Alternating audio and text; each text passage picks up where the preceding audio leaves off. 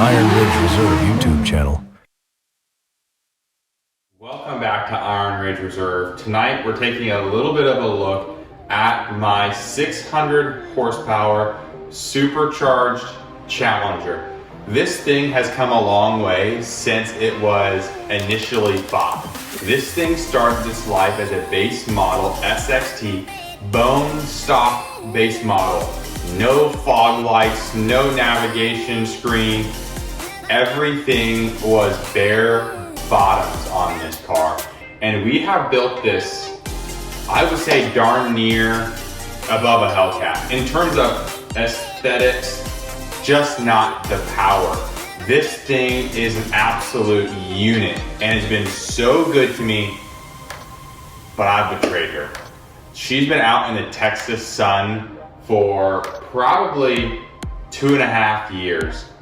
We get hail here and the whole front end of the car got hail damage on it.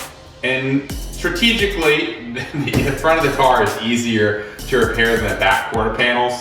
So there was some strategic nature to how I had parked it. So we did minimize some of the damage. But we need to get this car repaired. So I'm gonna walk you through everything wrong with this car and what we want to do with it. But let me know in the comments below, what would you like to see for this? Is the direction of this build something you like? You want to do something different on this car? We have a lot of plans for this. As I mentioned, it's out there now. Our builds are going to be high horsepower, twin turbo Lamborghinis, people. And this car, it's got 600 horsepower. I'd like to see how it handles and how it keeps up on the track. So let me know, what do you want to see with that in mind? Now let's get to it. Let's see everything good about this car and everything that needs a little TLC. So it might be hard to see, but there is like 30, 40 hail dings just on this hood alone. And my thought always is, I mentioned on a prior video I just loaded up to YouTube, is when something breaks or is damaged, upgrade it. So here's my thoughts, guys. What we maybe lack in horsepower, we can make up for weight savings. I'm contemplating carbon fibering the majority of this car. So let me know.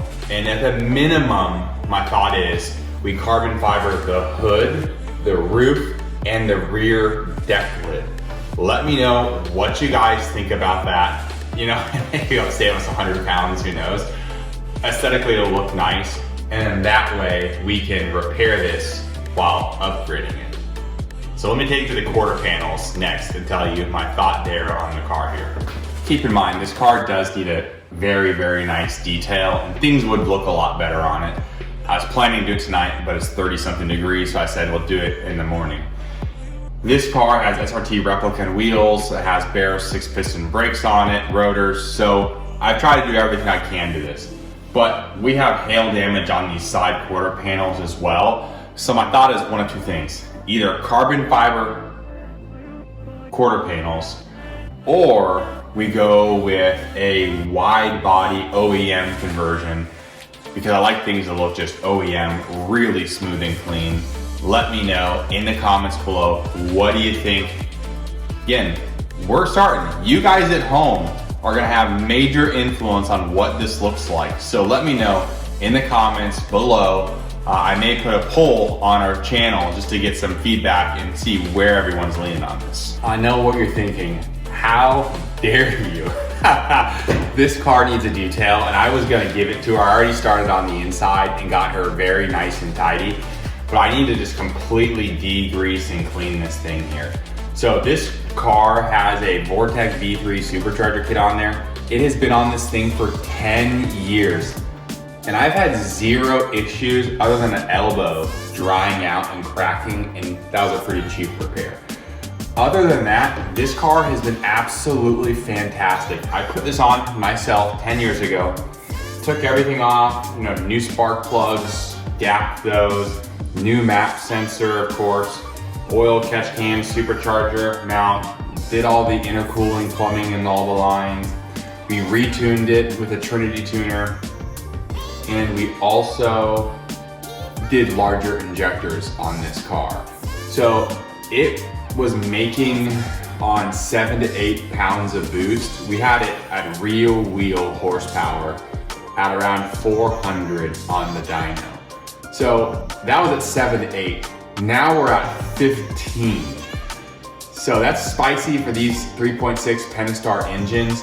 My guess is it's somewhere at the crank making around 600, probably somewhere around 500 at the wheels. Based on that, plus or minus maybe 20 or 30 horsepower, that's my guess. Anyone down in the comments can let me know if they disagree. And one thing we're contemplating too is the Texas sun just sitting out, which is super odd that this happened. I've not seen this before. We've restriped this a couple of different times with different colors, but I've liked this matte black for a while.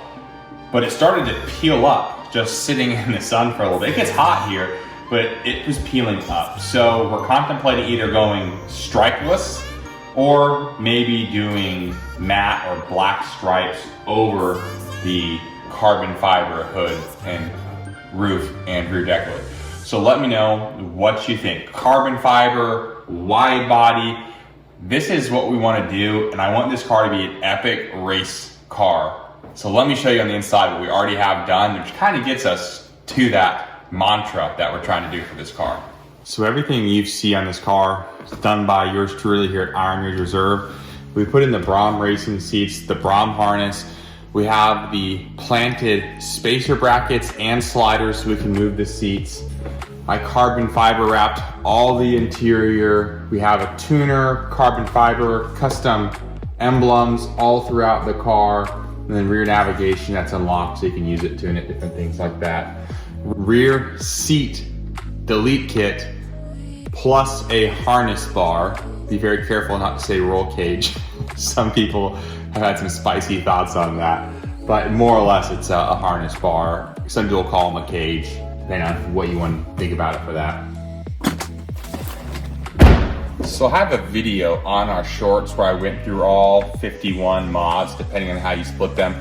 If you group them, it's 40 to 60 modifications, plus or minus, that have been done to this car. As I group some things, so I don't do each thing as one individual thing. If I did that, probably about 100 modifications done to this car. So we have carbon fiber wrapped interior, the screen aftermarket, Hurst shifter from an RT, and then the boot from an RT. It's not meant to fool anyone. Just the regular one from the stock Challengers before they switched in the 2015 models.